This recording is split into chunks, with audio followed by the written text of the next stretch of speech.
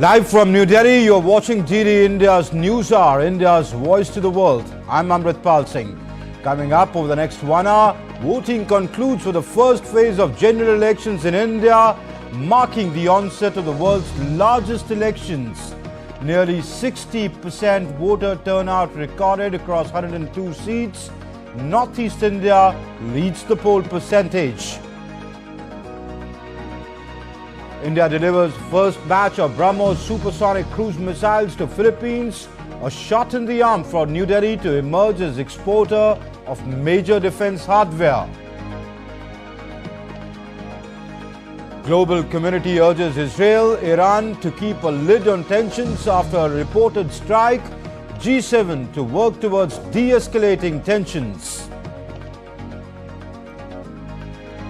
The jury selection for Donald Trump's hush money trial resumes to pick alternates. The former US president calls it unfair that he is in court rather than on the campaign trail.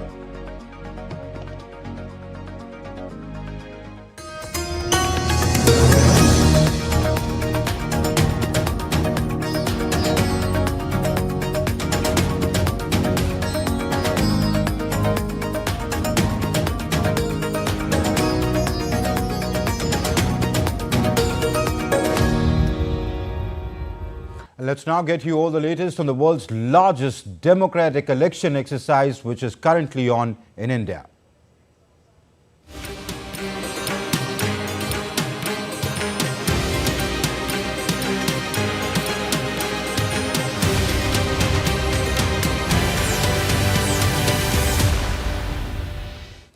The first phase of general elections 2024 concluded on Friday. Close to 60% voter turnout was recorded in this phase of the elections. That's the latest data that we have. It could go up a couple of notches up by tomorrow morning. Polling took place in 102 parliamentary constituencies spread over 17 states and 4 union territories. Simultaneous voting also took place to elect new legislative assemblies in Arunachal Pradesh and Sikkim in a single phase on Friday. Voting for the first phase of the 2024 general elections in India concluded at 6 p.m. IST on Friday, with a 60-minute window for voters who reached the polling station before the cut-off time. 59.7% voters had exercised their franchise in this phase of election at that time. By and large, the election was peaceful, barring a few untoward incidents. In Shillong, people said that development and better future for their children were the key issues for them, and keeping them in mind, they voted in this election. My main aim is to see to it that children do well in life, fare well in life. So the education, the field of education, that is, it matters a lot. We are voting for the betterment of our children's future, because as we have already, we have come to that age that now we have to think for our kids and children. So that's what we have voted for. Probably we have voted to the right person. All across the 17 states, the voter turnout was brisk in this phase of elections, which is going to decide the fate of several political heavyweights, including 8 union ministers, 2 former chief ministers and 1 ex-governor. मेरा विश्वास है कि हमारे पूरे देश के नागरिक ये जो मतदान का अधिकार है ये उनका कर्तव्य भी है और एक प्रकार से एक जिम्मेदारी भी है और देश के सभी लोग मतदान का अधिकार पूरी तरह से उसका उपयोग करेंगे. Simultaneously, voting also took place to elect new legislative assemblies in Arunachal Pradesh and Sikkim on Friday. With Akshay Dongre, Bureau Report, DD India. So the first phase of voting concluded this evening, as the report said, in 21 states and union territories, with 102 parliamentary seats going to the polls in this phase. There are 6 more phases left. Since morning, long queues were seen from across the country. My colleague Devyendu Mondal, who was in Assam, sent us this report on the voting scenario in this phase. Take a look. 5 seats in the upper Assam region went to the polls on Friday. Despite being a rainy day in many parts of the state, long queues were witnessed around the state. Men and women alike were seen standing in queues to participate in this festival of democracy. Vote देना चाहिए. Vote देना बहुत ज़रूरी है. Vote हमारे लिए बहुत ज़रूरी है. हमारे आने वाले बच्चे के लिए भी बहुत ज़रूरी है वोट देने के लिए. Political leaders also made their way to the polling station to cast their vote. Union Minister and BJP candidate Sarbanand Sonowal from the Dibrugarh constituency in Assam reached his polling station in the morning and exercised his franchise. He also interacted with the people standing in the queue to inquire if everything was all right.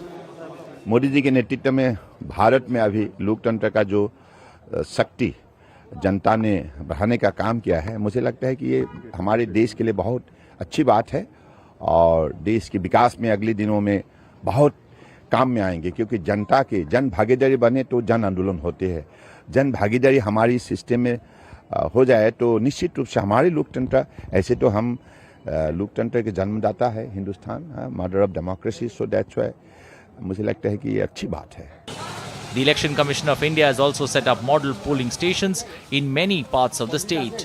These polling stations have wheelchair facilities, selfie booths to attract young and first-time voters, sitting rooms for senior citizens and even feeding room for babies.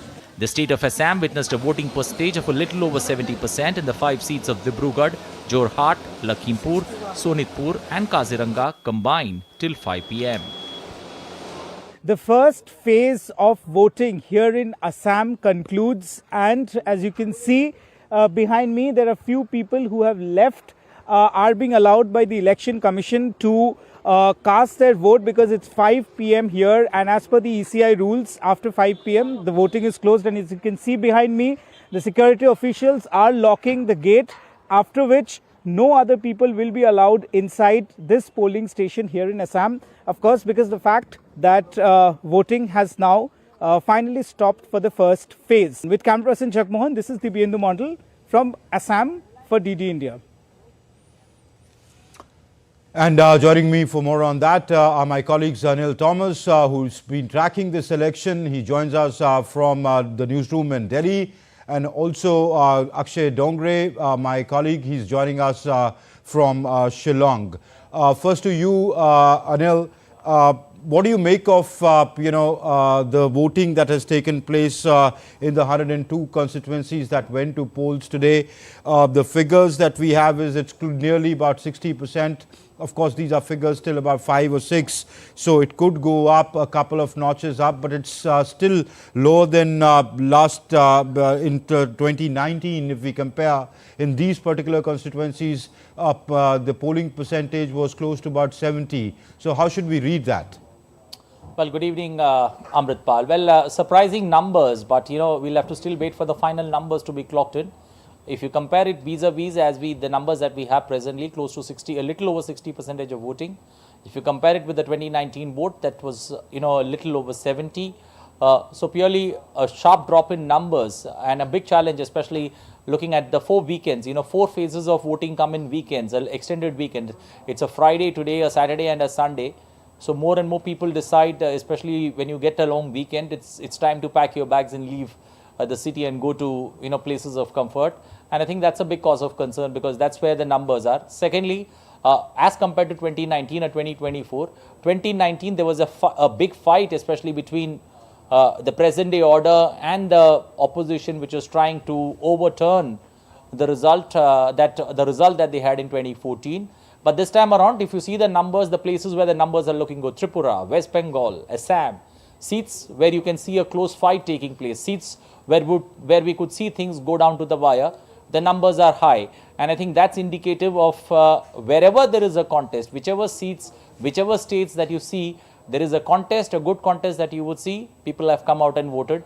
And that would be interesting, especially not only for the government, but also for the opposition, because this could be a big challenge, especially in the next 6 phases. The Election Commission has done all that it could, encouraging people, encouraging first-time voters to come out and vote. But if the numbers don't add up to, at least to the previous numbers or the previous edition of elections that we've had in 2019, it could be making all the political parties, not only the parties that are in power, because the victory margin that they were looking at would also come down. And that's not all. For the opposition, it's a double challenge. First of all, the summer in India, it's the beginning of it. If the first phase, the numbers don't look promising, the challenge becomes even more immense in the next 6 phases of this election.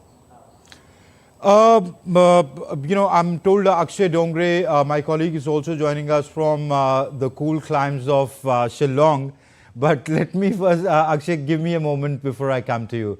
Anil, the conventional wisdom said that if there is a high percentage of polling, it could mean anti-incumbency, etc. And this because it's for the federal government. But 2019 changed that. That wisdom didn't work. What is your sense? What do we still read that into these polling percentages? Well, it's a catch-22 that you're trying to judge. I would simply put it, whichever states that you've seen the voting percentage, especially in the Northeast, Akshay will be able to add more weight to that. In the Northeast, you see the numbers being good because many places, the regional forces are a force to reckon with. And if you even go down south to Tamil Nadu, in few districts where they feel the contest is interesting, Chennai South, Nilgiris, the Annamalai constituency of the constituency from where Annamalai is fighting, Coimbatore, you will see interesting battles there, the voter turnout to be much higher. So I think the people believe, or at least the people think, that's what, analysts are putting it together, that wherever there is a contest, people have come out and voted. And if they feel that the contest is not up to the mark, because causes of concern, when you look at Bihar, the 4 seats that went to polls, little over 50%. The same holds for Maharashtra, and Maharashtra, we've just started elections, just 6 seats in Maharashtra that have gone to the polls. So, but naturally, it's a cause of concern, not only for the ruling dispensation, but also for the opposition. But, this challenge is something that you will have to work out, get over it, get more and more people to come out and vote. But having said that, it's an uphill task even for the Election Commission now looking at these numbers, because, all the efforts that they have taken, it's not borne fruit. And I think the Election Commission will have to now make, another added pitch to encourage more and more people to come out and vote. Because remember, the summer is just getting hotter. True. Akshay, just stand by. I'll come to you in a moment. I have to slip into a short break. My producer tells me, don't go away. We'll be back in a moment. And coming up still on DD India News Hour, G7 foreign ministers warn of new sanctions on Iran. Also expressed resolve to bolster Ukraine's air defense capabilities. Also warn Iran of sanctions. Finland says EU should help end migrant influx from Russia. South Korea and the United States stage joint exercises to strengthen their combined capabilities.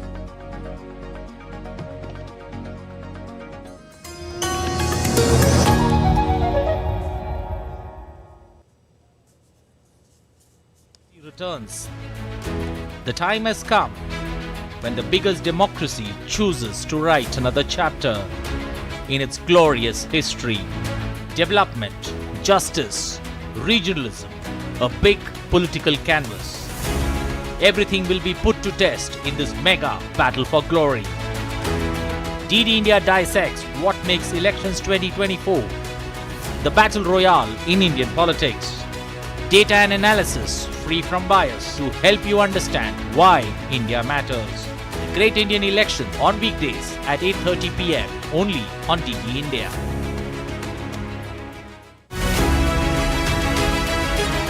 The southern state of Kerala goes to polls on a single day.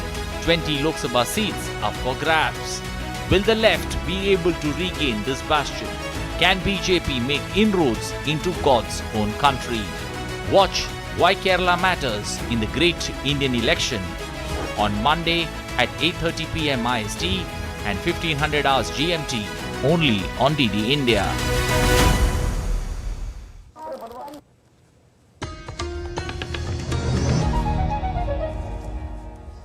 You're watching DD India News Hour. I'm Amritpal Singh.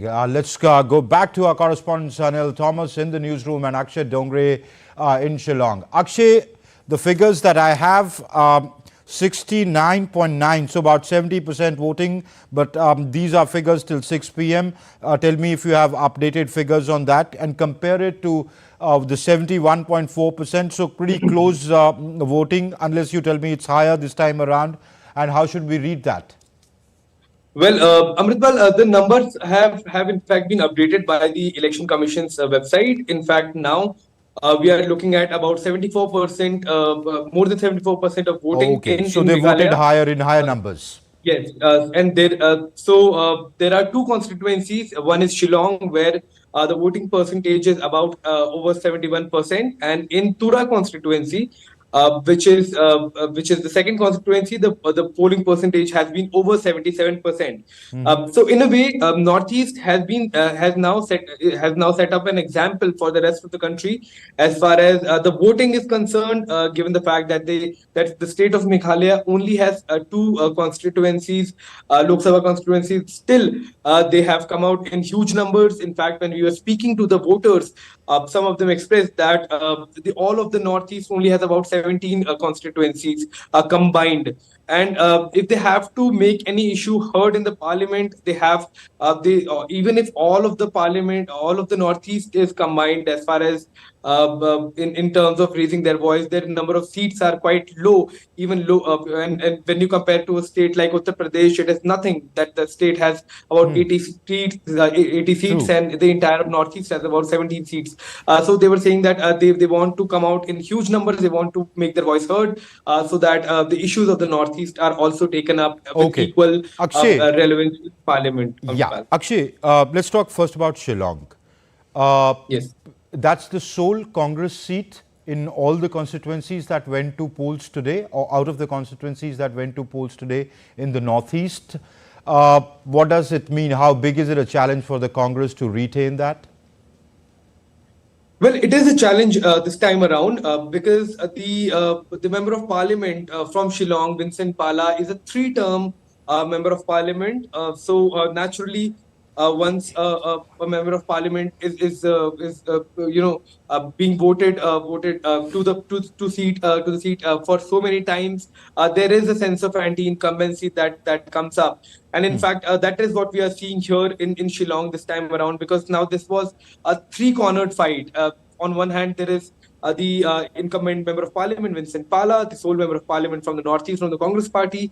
The opposing sides are the NPP, that is in power in Meghalaya. Their candidate is Ampareen Lingdo, who was earlier a Congress person, who was earlier in the Congress party. And the third rival here is the local rival, that is from the Voice of People's Party, in fact, raising Khasi issues, raising regional issues for the people, especially for the Khasi population here in the state. So what we can expect is a three-cornered fight and a very interesting match. And it remains to be seen that whether the Congress party will be able to retain their seat here in Shillong. All right, very quickly, Akshay, let's talk about Tura, the other assembly, the MP constituency that went to polls today in Meghalaya. Agatha Sangma contesting from there, the Chief Minister's sister, P.A. Sangma's daughter. She was at one point in time one of the youngest MPs to get elected when she first got elected. It's a battle between the Sangmas there, both between the NPP and the Congress. Give us a sense of how is it playing out for her? Well, yes, this is a battle of Sangma, Salang Sangma and Agatha Sangma. Agatha Sangma being the member of parliament already. She is sister of the chief minister. In fact, I've spent about 10 days here in Meghalaya.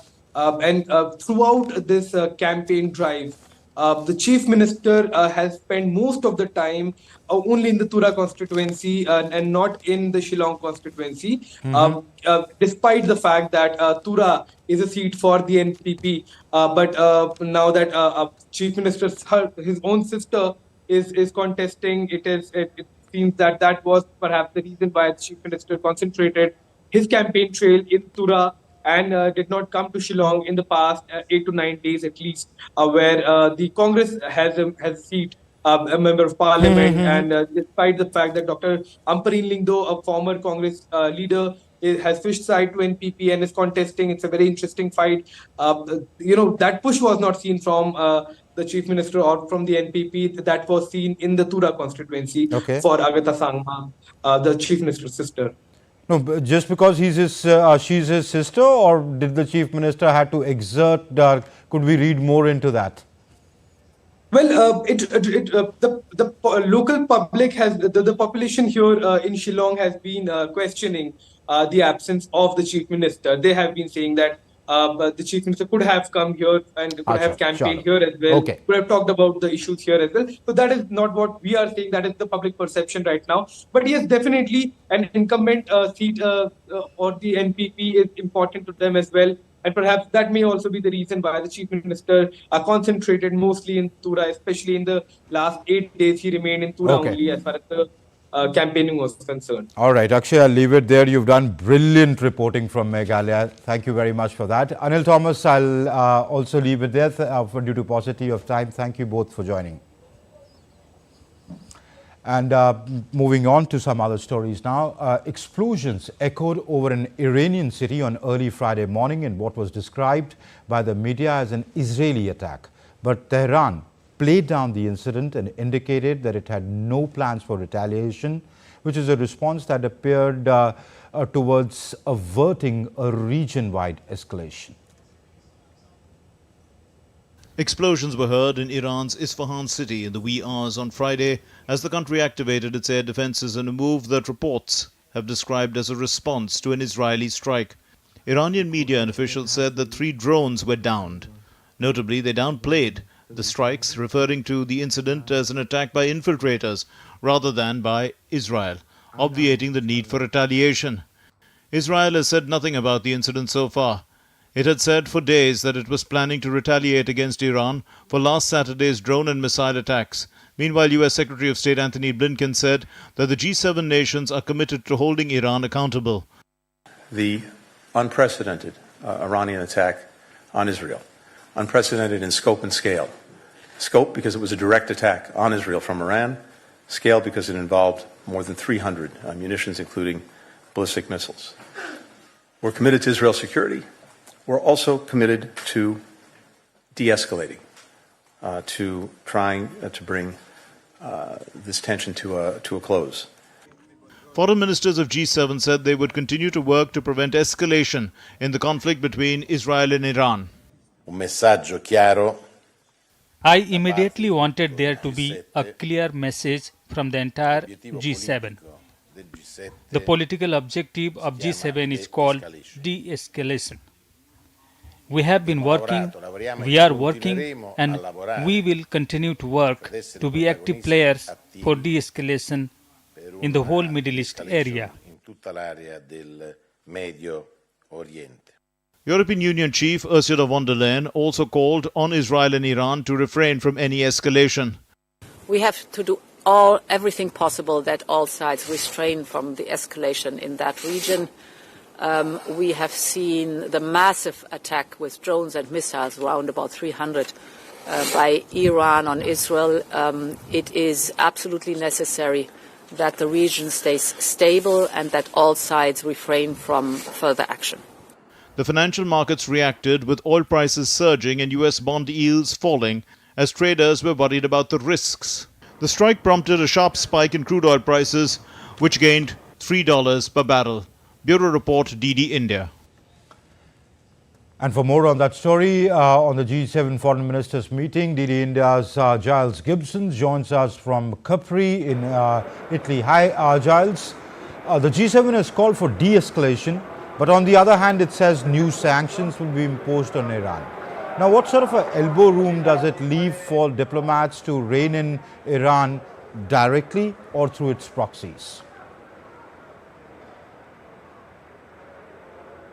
Well, G7 foreign ministers here on the island of Capri would have been woken up in the early hours of the morning by those reports coming in of an Israeli missile strike on Iranian territory, on a city in central Iran. And that actually changed the agenda for the final couple of hours of talks here, because it was so urgent that the foreign ministers discuss this response, this apparent response from Israel to those drone and missile strikes that Iran carried out on Israeli territory over the course of the weekend. By the end of the meeting, we did have the G7 warning Iran that if they do anything else to destabilize the Middle East in any way, then they could face additional sanctions from the G7. And it's also worth noting that even before this meeting wrapped up, over the course of Thursday, we had the US and the UK in this combined move announcing fresh sanctions, particularly targeting Iran's drone and missile programs. All right, Giles Gibson, thank you very much for joining us on the show and giving us your inputs. And Finnish Prime Minister Petteri Orpo called for European Union to implement measures to support Finland in addressing the influx of migrants entering via Russia. Finland closed its extensive border with Russia last year due to increasing influx of arrivals from nations such as Syria and Somalia, and accused Moscow of weaponizing migration against the Nordic nation and the EU, an assertion Kremlin denies. The Air Forces of South Korea and the United States kicked off a 15-day joint drill known as the Korea Flying Training last Friday with 100 warplanes. The exercises are an annual event designed to sharpen the combined readiness of their military forces. Special Operation Forces from the two countries also staged an airborne training exercise with paratroopers as part of the annual drills. Still to come up on DD India News Hour, Japan starts the 5th round of release of nuclear contaminated wastewater from the Fukushima Daiichi nuclear power plant. Lawyers in the Donald Trump criminal trial likely to wrap up the process of selecting a jury. And some major Dubai highways are still flooded post record rainfall in the United Arab Emirates. Some Dubai streets remain flooded.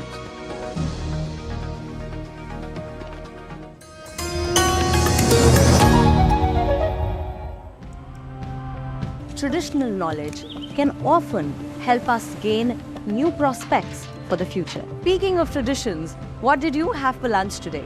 We thought that through Sputnik Farms, we can try to create more resilient and more sustainable kind of food system. We wanted to recover the art of weaving we knew as children. We founded the Nurupu Collective, which aims to improve the situation of weavers here. By working with this parametric modeling, we can change the city and visualize it in several different ways. So that's a very strong mechanism in the digital twin, just working with parametric visualization. In the IPCC, we have a range of different climate modelling scenarios, ranging from low emission scenarios to really high emission scenarios, and kind of everything in between.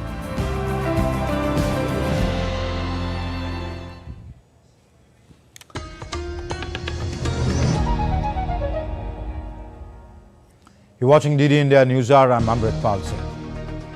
Voting concludes for the first phase of general elections in India, marking the onset of the world's largest elections.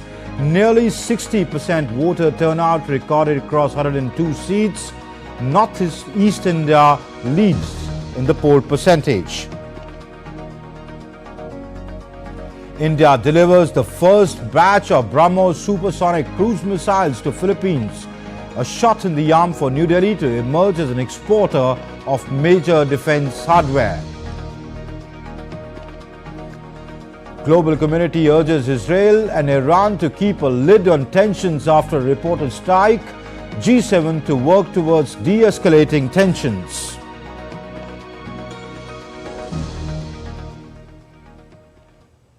India has delivered the BrahMos supersonic cruise missiles to Philippines on Friday as part of the $375 million deal between the two sides that was signed in 2022. Acknowledged as the foremost and swiftest precision-guided weapon on a global scale, BrahMos has played a pivotal role in enhancing India's deterrence capabilities. The BrahMos supersonic cruise missile is one of the most successful missile programs in the world.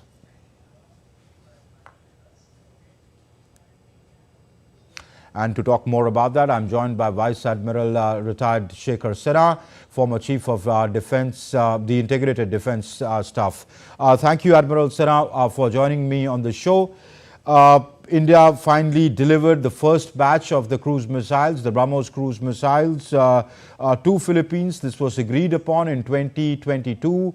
How big a development is it? How big is it a shot in the arm for New Delhi when they talk about production in India and exporting to the world? Namaskar, Amritpalji. Thank you for getting me on your program. Firstly, the DRDO and BrahMos Private Limited needs to be congratulated for this successful delivery of the first batch of BrahMos. As you rightly said, the BrahMos is a very potent missile. It's roughly 290 kilometers in range. Mind you, it is on the terminal phase, it is supersonic, meaning that it flies faster than sound, nearly 2.5 to 3 Mach, and it cannot be intercepted. So I must make it a point that it cannot be intercepted. Once the target has been identified and it is fired, it will go and hit. You cannot stop it. It cannot be intercepted by any other missile. So that is the potency of this missile. Now, earlier, the policy of government of India was not to export any weapons, but that has changed in the last 10 years. The government has taken a very deliberate decision that one of the ways of increasing the economy of India and to help our friends who are our very known friends and they need to develop their capacity and capability, Indian government will sell. And as you know that it has run into some 37,000 crore rupees last year. So I think it's a good development because all advanced countries who have very good economy, they export weapons in very large numbers, and we don't. We are already the fifth largest economy, likely to become third. So it will add to the economy of this country. It will add to the jobs. Also, Philippines is a friend, and they have a need. In fact, at one point in time, the suggestion was that we may lease a ship, a destroyer, which is fitted with BrahMos missile. And but these negotiations take a long time. So it has taken a fair amount of time, and I am happy that it has gone. And I can assure you that they will not be the last buyers, and certainly not they are the first buyers, but they will not be the last buyers. Okay. Many countries in Southeast Asia and other places are looking at BrahMos, and once they do the trial firing and talk about it, I am sure that many more countries who think they need to increase their defense capability, they will certainly buy it. Okay. Amritpalji. Admiral, I'll come to the Make in India, Make for the World part later, but let's look at its strategic implications. Now, this is an anti-ship variant of the BrahMos missile. What does it mean for the security of the Asia Pacific? Especially, what does it mean given the fact that China and Philippines have had issues in the South China Sea? What does it mean for the strategic balance in the region? So that's a very good question, Amritpalji. South China Sea has been a trouble spot, starting with Taiwan, and also all the countries who are not as capable, but economically they are intertwined with the Chinese. But security-wise, they are all very worried as to what will China do in future. The manner in which they have occupied the Paracel and the Spratly Island, and recently, as you rightly said, both in Scarborough Shoal and Second Thomas Shoal, the Chinese have claimed that island to be theirs, which is not so. The ICJ has given a judgment. So therefore, the Chinese are becoming more and more aggressive. The other day, in fact, twice, the Coast Guard ships fired the water cannons onto the Philippine ship, and they caused some small injuries to the crew. Tomorrow, if the crew insist on moving towards the Second Thomas Shoal, it is quite possible that the Coast Guard ships will open fire. That is number one. Secondly, we had seen the blockade of Taiwan island, and every country, small country, was so worried that it should not happen to them in future. Okay. And therefore, Vietnam, Philippines, these two countries who are very aggrieved, they have been raising this noise time and again that this is not done and this is likely to lead. As a result, since you talked about strategy, As a result, Philippines has reactivated its defense cooperation and partnership with the US, and it has already given clearance to the US forces to operate from their land. So you're looking at, the effort to make sure that the China's aggression doesn't turn into war. Okay. And this BrahMos missile is an addition because it can go to 290 kilometers from Philippines or it's some of these islands if they fit it. And if time comes, if it is fired, Amritpalji, it cannot be intercepted. So it changes the whole strategic picture of that area, Right. particularly with respect to Philippines. So from the Indian perspective, it adds, and also from, say, the Quad perspective or the countries in the Indo-Pacific, it adds to stabilizing or, adding to the peace and security of the region. Very much. Very much. Yeah. Okay. Admiral Sinha, I want to come to the Make in India, Make for the World. This is a brilliant example of that, the first export project of its kind. Is the defense sector now moving from, just Make in India, Make for India to the larger vision of Make for the World? Absolutely right. Number of times it has been said by all our the leaders in various forums that not only Make in India, not only make for India, but make for the world. Once you have made for yourself and your requirements have been met, as you know, we got air-launched BrahMos missile, we have ship-launched BrahMos missile, and we also can launch this from the submarines. So we already have all three platforms from which this missile can be launched. So now we have spare capacity to help our friends in building their capacity.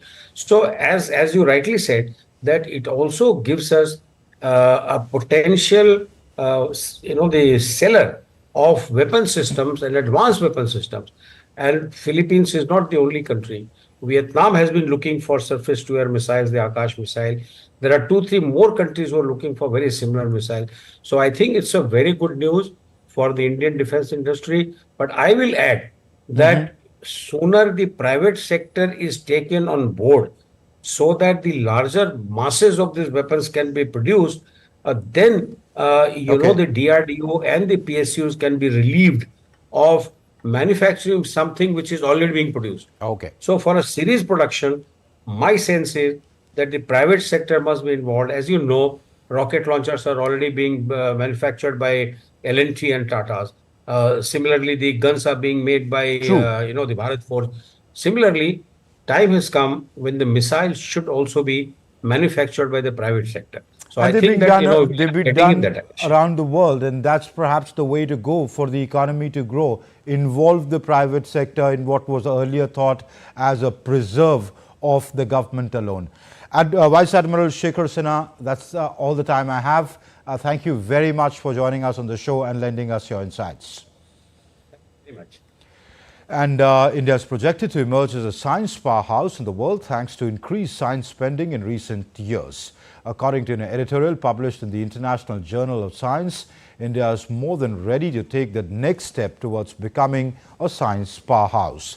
The article says that according to the government data in 2021-22, India had the world's third largest pharmaceutical industry by volumes and was a leading supplier of affordable medicines and generic drugs, some of which were crucial in fighting the COVID-19 pandemic worldwide. India is among the world's most prolific countries in terms of research output after the US and China. From 14 to 21, that's 2014 to 2021, the number of universities increased from 760 to 1,113.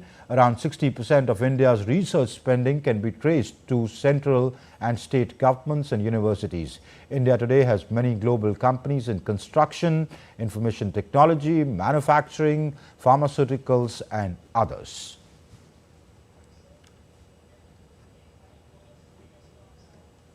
The decades since the independence have been the decades of phenomenal growth in our science and technology, including defense sector and space and atomic energy.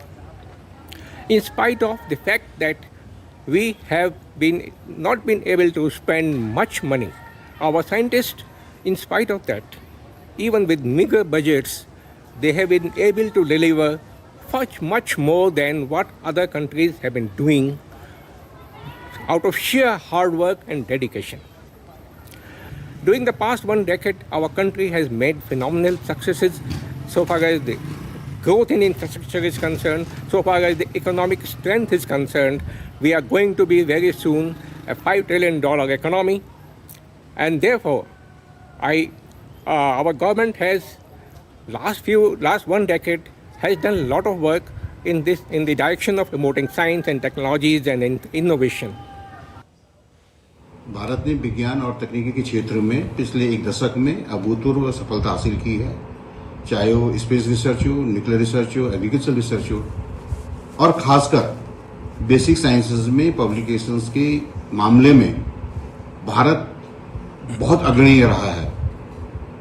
और मुझे पूरी उम्मीद है कि मोदी सरकार के तीसरे term में विज्ञान और तकनीकी के क्षेत्र को एक्स्ट्रा फंडिंग मिलेगी, जिसके कारण भारत नंबर 1 पोजीशन जरूर हासिल करेगा। In a shocking revelation, former Office of the High Commissioner for Human Rights or the OHCHR employee Emma Reilly has leveled serious accusations against the United Nations, alleging a disturbing nexus between the OHCHR and the Chinese government.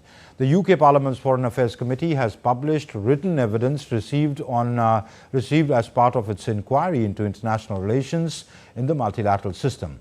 Acting as a whistleblower, Reilly claimed that the OHCHR has been providing dangerous favors and are being rendered by the OHCHR to the Chinese government, and these favors fall into broader effort of the Chinese government to instrumentalize the UN to serve its national interests. Reilly alleged that during the 2-year negotiation of the Sustainable Development Goals, that Beijing paid bribes to 2 successive presidents of the General Assembly who ultimately oversaw the process and had significant influence over the final texts put to the Assembly. Former U.S. President Donald Trump, speaking to reporters before entering the Manhattan courthouse, once again rallied against the hush money case and called upon the judge to remove the gag order against him, calling it unfair.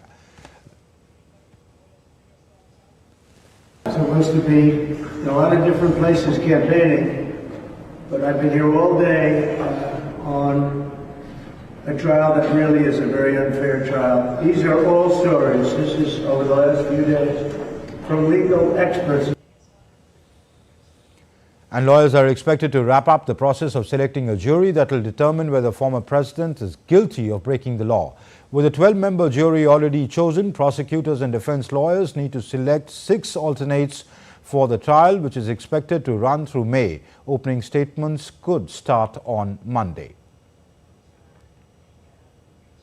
Japan started the 5th round of release of nuclear-contaminated wastewater from the Fukushima Daiichi nuclear power plant into the Pacific Ocean on Friday. The move has attracted criticism from native fishermen, residents, as well as backlash from the international community. However, Tokyo Electric Power Company claims that concentrations of all radioactive substances other than tritium were below the national release standards. A few days post-record rainfall, some major Dubai highways are still flooded on Friday, with cars submerged and pedestrians navigating their way through waist-deep water. Sewage drainage trucks were scattered across Dubai to pump out flood water impacted areas. The storm, which first hit neighboring Oman on Sunday, pounded the UAE on Tuesday, flooding roads and causing gridlock that lasted for hours as rainwater inundated homes and businesses. And still to come up on DD India News Hour, U.S. Ambassador to the United Nations Linda Thomas-Greenfield visits the Atomic Bomb Museum in Japanese city of Nagasaki.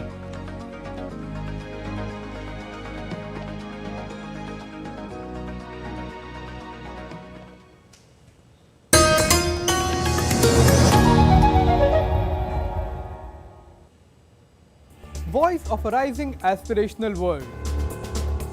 Stories of challenges, struggles and accomplishment. A world battling conflict, hunger and poverty. Embracing growth, development, science and technology. A voice of progress, a voice of unity. Watch Voice of the Global South with me, Akshay Dongre, only on DD India.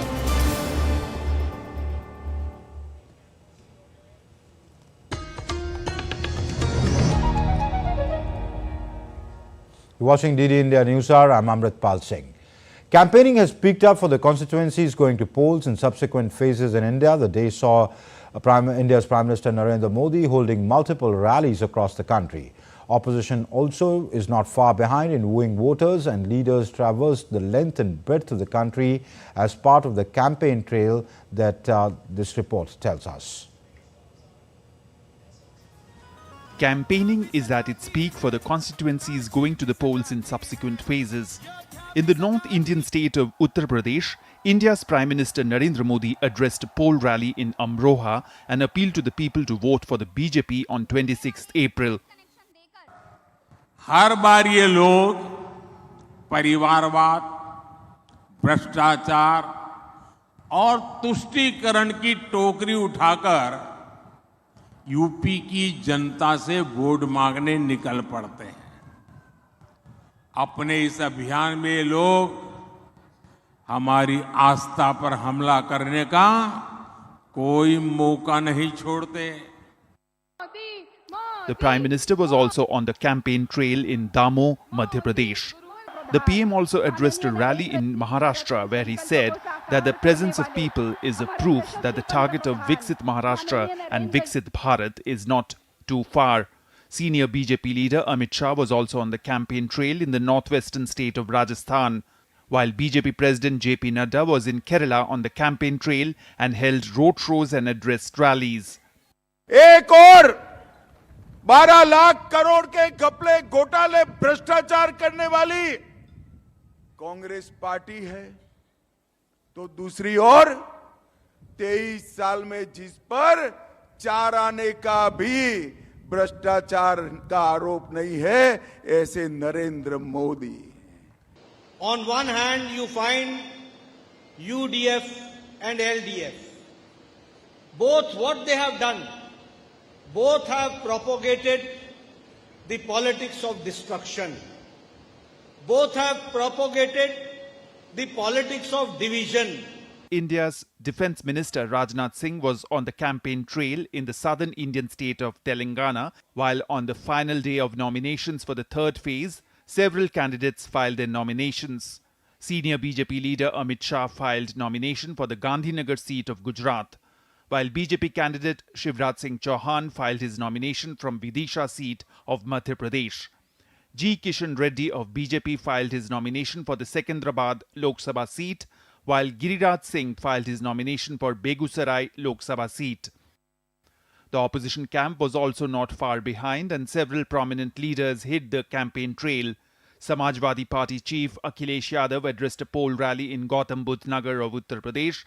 हम अपने नौजवानों को कह करके जा रहे हैं, ये इंडिया गठबंधन सत्ता में आएगा, उसी दिन ये आधी अधूरी नौकरी अग्निवीर की खत्म करने का काम करेंगे. While Chief Minister of West Bengal Mamata Banerjee addressed a poll rally in Murshidabad. In Srinagar, PDP chief Mahbooba Mufti released her party's manifesto, while National Conference leader Omar Abdullah hit out at the BJP. 2019 में BJP ने तमाम सीटों पे उस वक्त उम्मीदवार उतारे थे. इस बार अब होम मिनिस्टर साहब कहते हैं कि हम पहले लोगों के दिल जीतेंगे और फिर जो है उम्मीदवार खड़ा करेंगे. AIMIM chief and candidate of the Hyderabad seat Asaduddin Owaisi filed his nomination papers. With leaders on the campaign trail trying to woo voters, the verdict will finally come out on 4th of June with the counting of votes. Bureau Report, DD India. And latest figures coming in, the first phase of polling has recorded an aggregate of 62.37%. These are figures till 9 p.m. The Prime Minister has congratulated the people. In a tweet, he said, first phase, great response. Thank you to you all those who have voted today. Getting excellent feedback from today's voting, it's clear that people across India are voting for the NDA in record numbers. That's what Narendra Modi says in a tweet. Moving on, an evening of music was organized by the Lanka Indian Oil Corporation at Colombo in Sri Lanka. On this occasion, renowned Bollywood singer Abhijit sang several melodious songs. The event was graced by High Commissioner of India to Sri Lanka Santosh Jha and the chairman of the Indian Oil Corporation Sujoy Chaudhary, among others. Santosh Jha emphasized the contribution of the Indian Energy PSU to the Sri Lankan fuel ecosystem while speaking about the future of India-Sri Lanka relations. As the second dialysis machine. And it is such an opportune time, therefore, to expand our relationship, to take it to new heights, bring new ideas into the play, and that is what we are doing. One of the key themes that we are progressing on is connectivity, and one of the key elements of that particular theme is energy connectivity, and that is something I thought I will mention in particular, given that we are here today at an event. U.S. Ambassador to the United Nations Linda Thomas-Greenfield visited the Atomic Bomb Museum in the Japanese city of Nagasaki on Friday. Thomas-Greenfield has become the first U.S. ambassador to the UN to visit the atomic bomb city. According to U.S. officials, Ambassador visited the Peace Park in Nagasaki on Friday afternoon and laid flowers in front of the Peace statue. Earlier on Friday, Thomas-Greenfield held talks with Japanese Prime Minister Fumio Kishida in Tokyo.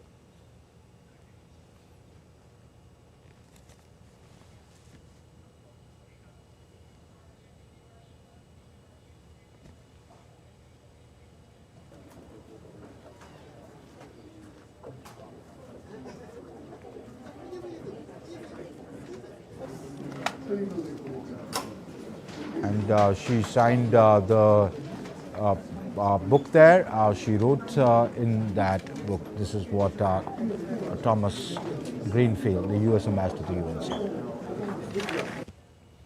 On Friday, U.S. markets saw mixed results as Treasury yields fell due to weak profits, uncertainty over central bank policy and the global strife. Gold and crude prices advanced as market participants kept an uneasy eye on the unfolding events in West Asia. Of the three major US equity indices, the Dow was the only one firmer. The Nasdaq fell more than the S&P 500, weighed down by mega-cap tech and tech-related momentum stocks. The S&P and the Dow were on track for their third straight weekly percentage loss, while Nasdaq appeared to be headed for its fourth consecutive down week. In a groundbreaking initiative, the International Olympic Committee launched the Olympic AI agenda on Friday.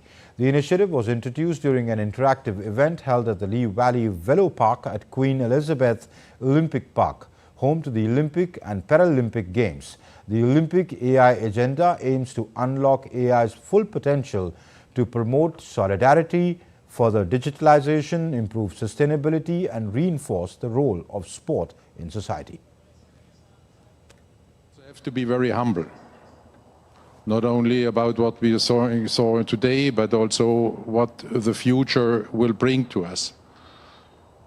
There is one thing for sure, we will not be able to do this alone.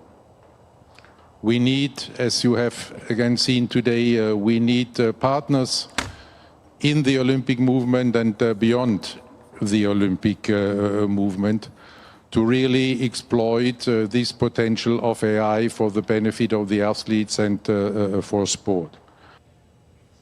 And that's all for in this edition of DD India News Hour. But do let us know your thoughts on the news of the day. For those of you on the go, you can get all the latest news and updates from India and across the world on DD India's mobile app. The app is available on both Android and iOS platforms. Scan the QR code on your screens right now to download. And we'll be back with more news and as it breaks here on DD India. I'm Amrit Pal Singh, and from my entire team in Delhi, thanks for watching DD India Live.